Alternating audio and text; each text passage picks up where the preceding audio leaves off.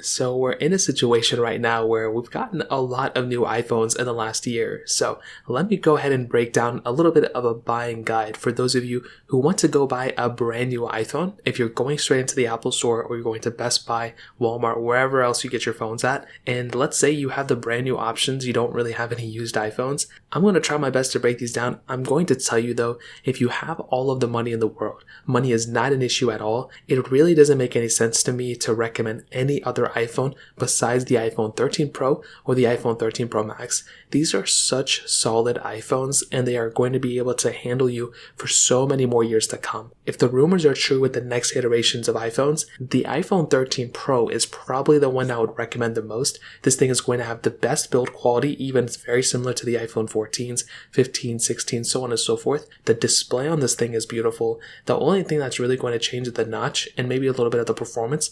But the iPhone 13 Pro is probably the best iPhone you can buy, both the Pro and the Pro Max. If you like a bigger phone, go for the Pro Max. But I think for a lot of you, you may prefer something like the Pro with the smaller size a little bit. It's definitely not a small size, but a good size for sure. And this is the iPhone I'd recommend people the most to buy. I've been using it for about like 4 or 5 months now, almost the whole time. And it is one of my favorite iPhones for sure. It's a very solid option. And I would highly recommend this iPhone to probably be on the top of your list if you're planning on buying a brand new iPhone. Now, if you don't have as much money or if you want to get one that's a little bit more on a budget, the iPhone 13 is probably the better way to go. The 13 or the 13 mini. I would probably recommend not getting the 13 mini and going for the 13. If you like a smaller size, then by all means go for the 13 mini. But I think with the iPhone 13, with it having a bigger size and with it having a bigger, battery inside, I think that's going to give you an overall better experience. But both the mini and the 13 do a tremendous job for sure. Now, a big thing to keep in mind with the iPhone 13 is that this iPhone has the same internals almost as the 13 Pro.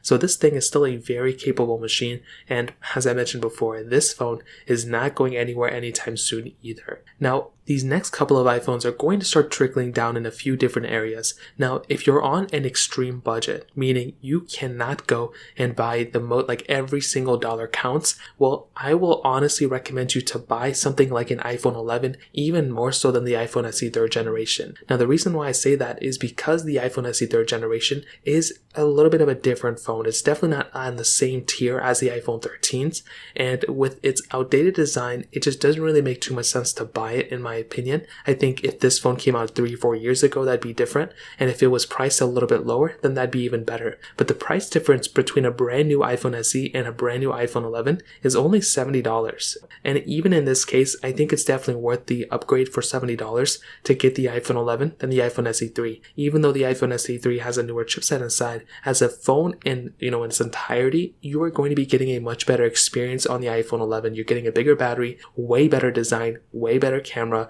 better fluidity with the gesture-based design, no more, I guess, like with the huge bezels and everything. I mean, the iPhone 11 is definitely the one I would recommend here. I think the iPhone SE 3 is fast, but that's really the only thing it has going for it. So because of this, something like the iPhone 11 is probably the bottom newest iPhone I would recommend buying. I wouldn't even recommend buying an iPhone SE 3 unless you really needed it, unless you really wanted somebody with a home button to have it. Other than that, something like the iPhone 11 is the best way to go, I think, for probably 99% of people watching this video. Now, this brings us to the iPhone 12 and iPhone 12 mini. Personally, I think these iPhones are very, very average. They sit in the middle of a really, really good budget phone, which is the iPhone 11, and on top of it is a really solid iPhone 13. I mean, that's a beautiful iPhone. So when it comes down to these two, I would honestly probably recommend either going up to the iPhone 13 or even 13 mini, or going down to the iPhone 11. Getting the iPhone 12 I think is okay, but it's definitely not one of the first iPhones I would recommend. I personally had a weird experience with my iPhone 12 Pro. I think some of you may know about that,